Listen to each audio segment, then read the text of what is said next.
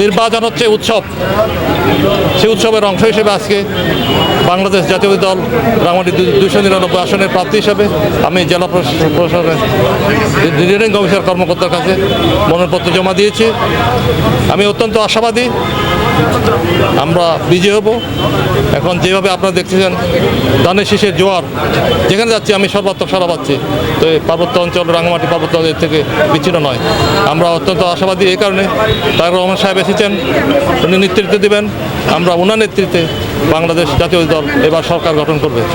যেহেতু বাংলাদেশ জামাত ইসলামীর মনোনীত প্রার্থী হিসাবে বিগত কয়েক মাস যাবৎ আমরা মাঠে ময়দানে বিভিন্ন উপজেলায় আমরা সফর করেছি, জনগণের সঙ্গে মতামত নিয়েছি, জনগণের সমর্থন চেয়েছি। জনগণ আমাদের সঙ্গে যেভাবে কথা বলেছে, আমরা ইনশাআল্লাহ আপনাদের সকলের 18 কোটি মানুষের যেমন প্রত্যাশা, রাঙ্গামাটি পার্বত্য জেলায় 5,09,000 মানুষের সেরকম প্রত্যাশা একটি ন্যায় ইনসাফ ভিত্তিক সরকার গঠনের জন্য আগামী ত্রয়োদশ সংসদ নির্বাচনে আপনাদের সমর্থন নিয়ে, আপনাদের দোয়া নিয়ে, আপনাদের সহযোগিতা নিয়ে আমরা ইনশাল্লাহ সংসদে যাব। তো কোনো ধরনের হুমকি এবং অনুযোগ নেই বললে চলে, এই আর কি।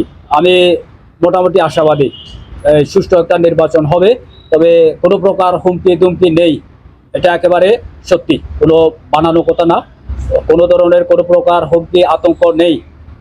একেবারে আমরা স্বতঃস্ফূর্তভাবে আমরা হৈহুল্য করে ভোটে অংশগ্রহণ করেছি এবং তরুণদের পাশাপাশি বয়স্ক ভোটাররাও আমার পাহাড়ি বাঙালির সকলে মিলে আমাকে নির্দলীয় হিসেবে ভোট দেবে এবং মহান সংসদে আমাকে তাদের প্রতিনিধি হিসেবে বাছাই করবে, আমি এটা মনে করি।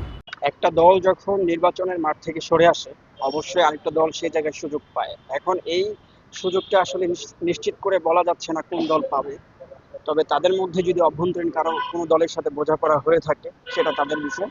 তবে আমরা মনে করি যে সেই সুযোগটা গণ অধিকার পরিষদের দিকেই আসবে এবং গণ অধিকার পরিষদ আগামী নির্বাচনে এই রাঙামাটি জেলায় একটা চ্যালেঞ্জ হিসেবে থাকবে প্রত্যেকটা দলের জন্য। এবং এখানে যে নির্বাচন হবে, এই নির্বাচনে আমরা আশা করি, শতভাগ আশাবাদী যে আমরা এখান থেকে উঠে আসতে পারবো এবং জিততে পারবো। দেশের স্বার্থে, জাতীয় স্বার্থে আমাদের যে ভূমিকাগুলো দরকার এবং দেশের সার্বভৌমত্বকে স্বীকার করে যে অবস্থানগুলো আমাদের দরকার হবে, প্রত্যেকটা অবস্থান আমরা নিব। এক্ষেত্রে আমার মনে হয় যে পাহাড় আগের চাইতে অনেক বেশি শান্ত হয়েছে এবং সামনে সেটা হবে। এবং চাঁদাবাজির যে কিছু চিত্র আমরা দেখি, এগুলো আসলে আগের চাইতে অনেকাংশে কমে এসেছে এবং বিভিন্ন প্রান্তে যেগুলো রয়েছে আমার মনে হয় যে এগুলো খুব দ্রুত আমরা সমাধান করতে পারবো এবং তাদের সঙ্গে আমাদের একটা রাষ্ট্রীয় বোঝাপড়ার মাধ্যমে কিভাবে এটা সমাধান করা যায় সেদিকে আমরা চেষ্টা করবো। ধন্যবাদ আপনাদেরকে রিটার্নিং অফিসার মহোদয়ের অনুমতি ক্রমে এবং ওনার পক্ষে আমি আপনাদেরকে ব্রিফ করছি। আমাদের নির্ধারিত সময়সীমার মধ্যে মনোনয়নপত্র জমা পড়েছে 8টির মধ্যে 7টি রাজনৈতিক এবং 1টি স্বতন্ত্র। এছাড়া আমাদের উপজেলাতে কোনো মনোনয়নপত্র জমা পড়েনি। তো আপনারা জানেন যে সর্বমোট মনোনয়নপত্র এখান থেকে নিয়েছিল 13টি, কিন্তু আমরা সর্বশেষ সময়সীমার মধ্যে রিসিভ করেছি 8টি।